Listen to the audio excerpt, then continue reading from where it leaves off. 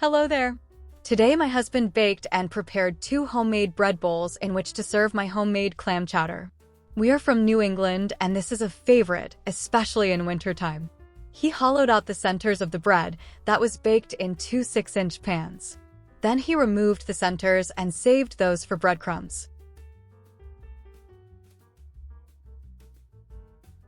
I began by melting in a small saucepan about a tablespoon of butter. The stovetop burner is set at medium heat. As you can see, I have another saucepan in which I peeled and cut 2 white potatoes. These are not yet cooked through, as when I add them to the chowder base, they will act as a natural thickening agent because of their starch as they continue to cook in the saucepan. I also added a diced, small shallot into the butter and will cook this until they're softened.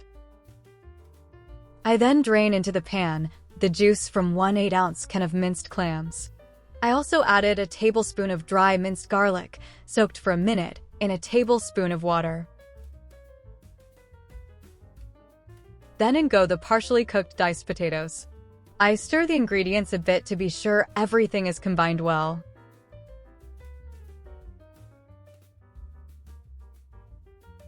As you can see, the ingredients are coming to a boil. This is when I add 2 cups of whole milk. I gently stir the ingredients.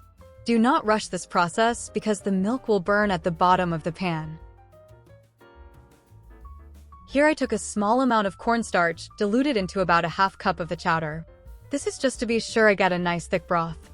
I pour it into the chowder and continue to stir the ingredients. I check on the tenderness of the potatoes. These are doing great and the chowder is almost ready to ladle into the bread bowls.